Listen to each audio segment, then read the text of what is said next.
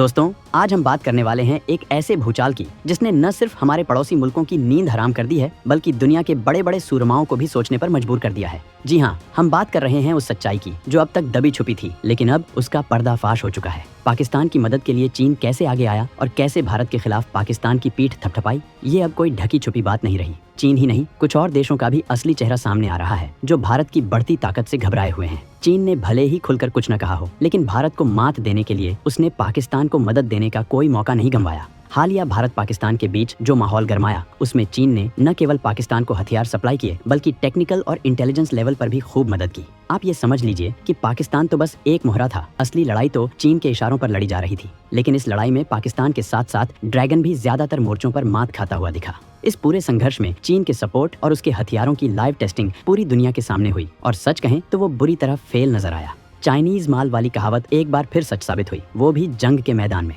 और अब दोस्तों, ऑपरेशन सिंदूर के दौरान पाकिस्तान का साथ देने की कीमत चीन कैसे अदा कर रहा है? मेड इन चाइना का टैग अब बना मेड इन फेलियर। चीन के अरबों डॉलर के हथियार मार्केट की भारत ने कैसे लगाम लगा दी है? भारत की वो कौन सी बड़ी प्लानिंग है जिसने ड्रैगन के होश फाख्ता कर दिए हैं? बॉर्डर पर भारत ने वो कौन सा चक्रव्यूह तैनात कर दिया है कि चीन की हालत खराब होने वाली है? क्या ये सिर्फ ट्रेलर है या पूरी पिक्चर अभी बाकी है? वो कौन से भारतीय हथियार हैं जिनका लोहा आज पूरी दुनिया मान रही है और इनकी तैनाती से चीन की होने लगी है हालत खराब? दोस्तों, भारत सरकार ने अभी तक चीन की इस मामले में भूमिका के बारे में खुलकर कुछ नहीं कहा है। शायद सही वक्त का इंतजार कर रही हो, लेकिन पाकिस्तान ने खुद कबूल किया है कि उसने चीन से मदद ली। चीन ने पाकिस्तान को हथियार तो दिए ही, साथ में लॉजिस्टिक्स और इंटेलिजेंस इनपुट भी जमकर दिए। ये संघर्ष पिछले कई सालों में सबसे बड़ा था, जिसमें दोनों देशों ने एक दूसरे पर हवाई, ड्रोन और मिसाइल हमले किए। बॉर्डर पर तो तोपें और छोटे हथियार गरजते ही रहे। SIPRE के डिफेंस एक्सपर्ट साइमन वीजमैन ने कहा कि कोई भी देश जो हथियार बनाता है या खरीदता है, वो ये देखने के लिए बेचैन रहता है कि असली जंग में उसका प्रोडक्ट कैसा परफॉर्म करता है। टेस्टिंग और अभ्यास से हथियारों की क्षमताओं के बारे में काफी कुछ पता चल जाता है, लेकिन असली परीक्षा तो अक्सर युद्ध ही होती है, और इस परीक्षा में चीन के हथियार बुरी तरह फेल हुए। दोस्तों, ये कोई छोटी बात नहीं है, इसके मायने बहुत गहरे हैं। भारत के साथ हुए सैन्य टकराव के दौरान पाकिस्तान ने चीन के बनाए हुए J-10 फाइटर जेट्स का इस्तेमाल किया। इसके अलावा पाकिस्तान ने चीन के HQ-9 एयर डिफेंस सिस्टम और चीन से मिले दूसरे हथियारों का भी जमकर इस्तेमाल किया। लेकिन नतीजा क्या निकला? भारत की एयर पावर उसके ऊपर इतनी भारी पड़ी कि भारतीय जांबाजों ने पाकिस्तान में घुसकर हमला किया और दुश्मन के दांत खट्टे कर दिए। पाकिस्तान का वो इतराने वाला चीनी HQ-9 air defence system Bharat की सैन्य ताकत के आगे पूरी तरह बेकार साबित हुआ। सच में इस लड़ाई ने चाइनीज माल वाली कहावत को 100% सच साबित कर दिया। दोस्तों, चीन के विंग लॉन्ग 2 ड्रोन, जिसे अमेरिकी MQ-9 ड्रोन की कॉपी कहा जाता है, पाकिस्तान ने उसका भी इस्तेमाल किया और लाइव टेस्टिंग में वो भी औंधे मुंह गिरा। इतना ही नहीं, चीन के सुपरसोनिक CM-400A के जी मिसाइल का जो हश्र हुआ, वो तो पूरी दुनिया ने देखा। एक तरफ पाकिस्तान था जिसने पूरी लड़ाई चीन के दम पर लड़ी, दूसरे देशों के बजाय चीन से हथियार खरीदे, और जब भारत के साथ लड़ाई में इन चीनी हथियारों का फैक्ट चेक हुआ तो असली सच्चाई दुनिया के सामने आ गई। भारत के ऑपरेशन सिंदूर ने न केवल दुश्मन को हैरान किया, बल्कि चीन और अमेरिका जैसे देशों को भी चौंका कर रख दिया। मेड इन इंडिया ब्रह्मोस और आकाश मिसाइलों का असली डेमो पूरी दुनिया ने देखा, और उनके आगे चीन के हथियार बौने पड़ गए। चीन के हथियारों की पोल खुल चुकी है। जैसे जैसे समय बीत रहा है, पाकिस्तान के झूठे दावे गलत साबित हो रहे हैं। भारत अपने हर दावे के लिए वीडियो जारी कर पुख्ता सबूत दे रहा है। चीन के हथियारों की मंडी का पूरा सच दुनिया ने अपनी आंखों से देख लिया है। ये सिर्फ पाकिस्तान की हार नहीं थी, ये चीन की टेक्नोलॉजी और उसके मिलिट्री एक्सपोर्ट्स की हार थी। लेकिन भारत यही नहीं रुका। एक तरफ दुश्मन के हथियारों की धज्जियां उड़ाईं, तो दूसरी तरफ अपनी सीमाओं को अभेद्य बनाने की दिशा में एक और बड़ा कदम उठा लिया है। चीन और पाकिस्तान की बढ़ती हरकतों के बीच भारत अब लद्दाख, सिक्किम और अरुणाचल प्रदेश में अपने डिफेंस के ढांचे को चट्टान की तरह मजबूत करने जा रहा है। सियाचिन जैसे दुनिया के सबसे ऊंचे युद्ध क्षेत्र से लेकर पूर्वी लद्दाख और नॉर्थ ईस्ट तक स्ट्रेटेजिक प्रोजेक्ट्स को हरी झंडी मिल चुकी है। ये प्रोजेक्ट्स न सिर्फ भारत की रक्षा तैयारियों को कई गुना मजबूत करेंगे, बल्कि बॉर्डर पर तेजी से सेना की तैनाती और कनेक्टिविटी को भी बढ़ाएंगे। आइए इस खबर को और गहराई से समझते हैं। सियाचिन ग्लेशियर, वो जगह जहां कड़ाके की ठंड और आसमान छूती ऊंचाई हर पल हमारे वीर सैनिकों की परीक्षा लेती है, अब भारत की रक्षा ताकत का नया केंद्र बनने जा रहा है। Ladakh state board of wild life SBWL ने हाल ही में एक मीटिंग में कई अहम फैसलों को मंजूरी दी। सियाचिन के पास नई मिसाइल यूनिट्स लगाई जाएंगी, श्योक में एक फॉरवर्ड एविएशन बेस बनेगा और गोला बारूद रखने के लिए स्टोरेज फैसिलिटीज तैयार की जाएंगी। इनसे एक्टिव ऑपरेशंस में तेजी से तैनाती मुमकिन होगी। सियाचिन की स्ट्रेटेजिक इंपॉर्टेंस इसलिए भी ज्यादा है क्योंकि ये चीन और पाकिस्तान के कनेक्टिविटी रोड पर बाज की तरह नजर रखता है। हेलीकॉप्टर ऑपरेशंस और RNO उड़ानों को भी मंजूरी मिली है, जो सियाचिन में भारत की निगरानी को और भी ज्यादा पैना कर देंगी। दुश्मन अब 100 बार सोचेगा। अब बात करते हैं पूर्वी लद्दाख की, जहां चीन लगातार अपने इंफ्रास्ट्रक्चर का जाल बिछा रहा है। लेकिन भारत भी चुप नहीं बैठा है। दौलत बेग ओल्डी DBO, जो काराकोरम दर्रे के पास भारत का सबसे उत्तरी सैन्य अड्डा है, वहां कनेक्टिविटी को बेहतर करने पर जोर है। DBO और चुशूल में BPM ह्यूट्स तक सड़क संपर्क को मंजूरी दी गई है। इससे भारत और चीन के बीच कम्युनिकेशन चैनल खुले रहेंगे। सड़कें, सीमा चौकियां और स्ट्रेटेजिक गांवों में इंफ्रास्ट्रक्चर को भी अपग्रेड किया जाएगा। सैनिकों के लिए मॉडर्न हाउसिंग फैसिलिटीज भी बनाई जाएंगी ताकि कठिन से कठिन हालात में भी उनकी तैनाती आसान हो। ये है नए भारत की तैयारी।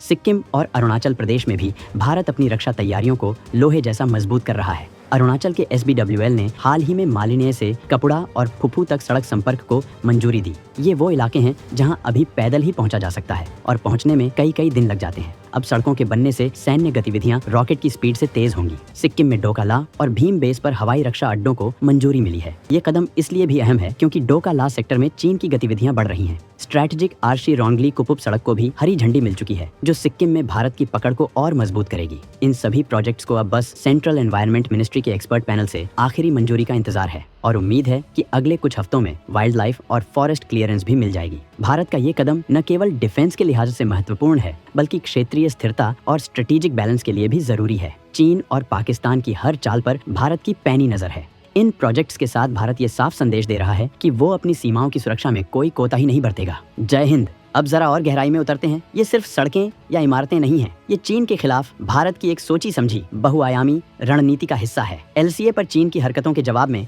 भारत ने जो जाल बिछाया है, वो ड्रैगन को उसी के खेल में मात देने के लिए काफी है। इसमें मिलिट्री तैयारी, तेजी से बनता हुआ इंफ्रास्ट्रक्चर, अत्याधुनिक हथियार सिस्टम्स की तैनाती और ऑपरेशन सिंदूर से सीखे गए सबक शामिल हैं। भारत अब सिर्फ रिएक्शन नहीं दे रहा, बल्कि तेजी से प्रोएक्टिव हो रहा है। मकसद साफ है, LCA पर ऐसी दीवार खड़ी करना जिसे पार करना नामुमकिन हो और स्ट्रेटेजिक इक्वेशंस को बदलना। ऑपरेशन सिंदूर ने भारत की स्वदेशी रक्षा क्षमताओं में ऐसा विश्वास जगाया है और चीनी मिलिट्री टेक्नोलॉजी की कमजोरियों को ऐसा उजागर किया है कि चीन के प्रति भारत का रवैया अब पहले से कहीं ज्यादा आक्रामक है। गलवान घाटी की झड़पों के बाद से चीन ने LCA पर अपनी मिलिट्री मौजूदगी को काफी बढ़ाया है। नगारी और शिगात से इलाकों में करीब 20,000 से 25,000 सैनिक तैनात किए, जिन्हें तोपखाने, एयर डिफेंस और लॉजिस्टिक्स यूनिट्स का सपोर्ट है। चीन अपने जबरदस्त सड़क और हवाई इंफ्रास्ट्रक्चर के दम पर कुछ ही दिनों में 50,000 से ज्यादा सैनिक जुटा सकता है। लेकिन भारत ने भी पलटवार करते हुए अपनी सुरक्षा को चट्टान जैसा मजबूत कर लिया है। भारत लद्दाख, सिक्किम और अरुणाचल प्रदेश में 90,000 से 1,20,000 सैनिक बनाए रखता है। चीन के पास सड़क और रेल लॉजिस्टिक्स में बढ़त हो सकती है, लेकिन भारत के पास पहले से तैनात सैनिक और हाई एल्टीट्यूड एयरलिफ्ट कैपेबिलिटीज में बढ़त है। लेह और न्योमा से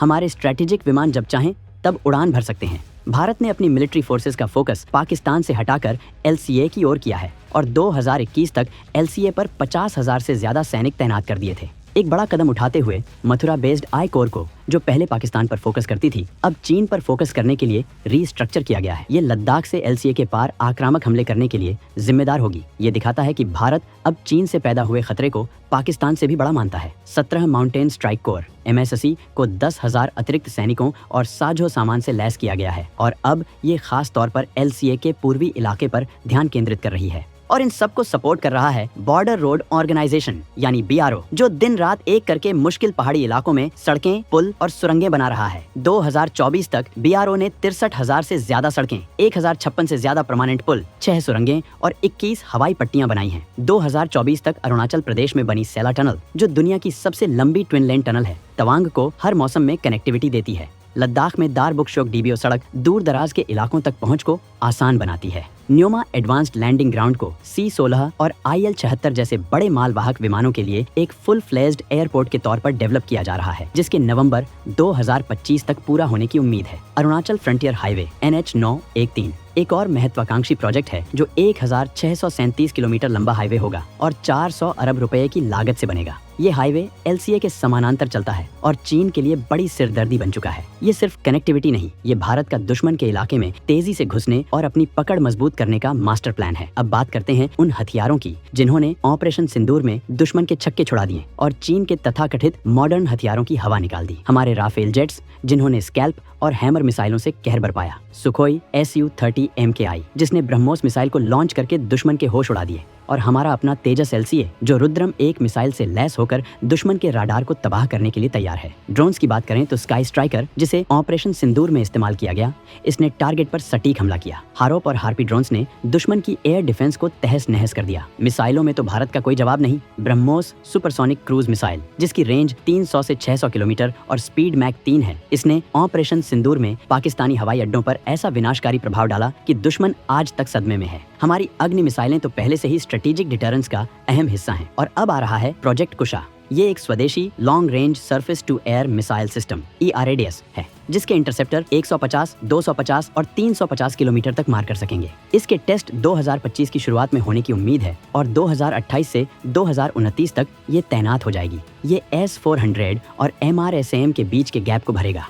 एयर डिफेंस की बात करें तो S-400 ट्रायम्फ, जिसे हम सुदर्शन चक्र भी कहते हैं, ये रूसी सिस्टम 600 किलोमीटर तक टारगेट ट्रैक करता है और 400 किलोमीटर तक ढेर कर सकता है। 3 रेजिमेंट पहले से ही चालू हैं और चौथी 2025 के अंत तक और 5वीं अगस्त 2026 तक आने की उम्मीद है। ऑपरेशन सिंदूर में इसने सफलतापूर्वक अपना काम किया। हमारा स्वदेशी आकाश मिसाइल सिस्टम, खासकर आकाश NG और बराक 8 MRSAM ने भी ऑपरेशन सिंदूर में अपनी काबिलियत साबित की, और इन सब को कंट्रोल करता है हमारा स्वदेशी आकाश तीर automatic air defence control and reporting system, जिसने ऑपरेशन सिंदूर में दुश्मन के प्रोजेक्टाइल्स को सफलतापूर्वक इंटरसेप्ट किया। ये है भारत का अभेद्य सुरक्षा कवच। इलेक्ट्रॉनिक वॉरफेयर EW में भी भारत पीछे नहीं है। हमारे स्वदेशी संयुक्त EW सूट ने ऑपरेशन सिंदूर में दुश्मन के राडार और कम्युनिकेशन सिस्टम्स को, जिनमें चीनी सप्लाई भी शामिल थी, सफलतापूर्वक जाम कर दिया। स्पेस में इसरो के सैटेलाइट्स कार्टोसैट, रिसैट ने ऑपरेशन सिंदूर में अहम भूमिका निभाई, जिससे सेंसर टू शूटर टाइमलाइन काफी कम हो गई। और एंटी ड्रोन सिस्टम्स में DRDO का D4 एंटी ड्रोन सिस्टम, इसने GPS स्पूफिंग और RF जैमिंग के जरिए दुश्मन के ड्रोन्स को बेकार कर दिया। ये है 21वीं सदी का युद्ध, और भारत इसके लिए पूरी तरह तैयार है। ऑपरेशन सिंदूर ने चीन के बने मिलिट्री हार्डवेयर की पोल खोलकर रख दी। HQ-9, HQ-16 air defence system भारतीय विमानों या मिसाइलों को रोकने में पूरी तरह फेल रहे। चीन की PL-15 हवा से हवा में मार करने वाली मिसाइलें अपने टारगेट तक पहुंचने में नाकाम रहीं और उनके टुकड़े भारत में बरामद हुए। J-10C और JF-17 फाइटर जेट्स भारतीय हवाई हमलों को रोकने में नाकामयाब रहे। चीन का ELSE-8E एंटी स्टील्थ राडार भारतीय हमले में तबाह हो गया। चीनी ड्रोन्स को इंटरसेप्ट या निष्क्रिय कर दिया गया। ये चीन के हथियार एक्सपोर्ट मार्केट और एक टॉप मिलिट्री पावर बनने की उसकी महत्वाकांक्षा के लिए एक बहुत बड़ा झटका है। इसके जवाब में भारत अपनी माउंटेन स्ट्राइक कोर को और भी घातक बना रहा है। 17 कोर और 1 कोर को चीन के खिलाफ आक्रामक ऑपरेशंस के लिए तैयार किया गया है। हमारा light tank Zorawar high altitude पर सफल टेस्ट पास कर चुका है, और हमारी सेना अब इंटीग्रेटेड बैटल ग्रुप्स IBGAs की तरफ बढ़ रही है। ये छोटी, फुर्तीली और आत्मनिर्भर यूनिट्स होंगी जो तेजी से दुश्मन के इलाके में घुसकर तबाही मचा सकती हैं। उत्तरी सीमाओं के लिए ये IBG हल्के होंगे और हाई एल्टीट्यूड ऑपरेशंस के लिए परफेक्ट। AK-203 राइफल्स के 9 वज्र टी होवित्जर और पिनाका लॉन्चर से लैस ये IBG 2025 तक ऑपरेशनल हो सकते हैं, अगर रक्षा मंत्रालय से हरी झंडी मिल जाए। और आखिर में भारत सिर्फ मिलिट्री मोर्चे पर ही नहीं, बल्कि आर्थिक और तकनीकी मोर्चे पर भी चीन को जवाब दे रहा है। आत्मनिर्भर भारत पहल के तहत स्वदेशी रक्षा उत्पादन पर जोर दिया जा रहा है। गलवान के बाद 200 से ज्यादा चीनी ऐप्स पर बैन लगाया गया। चीनी निवेश पर सख्ती की गई। 2024 में डिफेंस एक्विजिशन काउंसिल ने 4.22 लाख करोड़ रुपए के प्रस्तावों को मंजूरी दी, जिसमें से 94% से ज्यादा स्वदेशी हैं। तो दोस्तों, ये थी कहानी भारत के उस चक्रव्यूह की जिसने चीन और पाकिस्तान दोनों के होश उड़ा दिए हैं। ये सिर्फ हथियारों और इंफ्रास्ट्रक्चर की कहानी नहीं, ये भारत के बढ़ते आत्मविश्वास, उसकी स्ट्रेटेजिक सोच और दुश्मन को उसी की भाषा में जवाब देने के फौलादी इरादे की कहानी है। ऑपरेशन सिंदूर सिर्फ एक मिलिट्री ऑपरेशन नहीं था, ये दुनिया के लिए एक संदेश था कि भारत अब चुप बैठने वाला नहीं है। दोस्तों, अगर ये वीडियो आपको पसंद आया हो तो इसे लाइक करें, शेयर करें और हमारे चैनल को सब्सक्राइब करना न भूलें। नीचे कमेंट करके बताएं कि आप भारत की इस नई ताकत के बारे में क्या सोचते हैं। जय हिंद, जय भारत।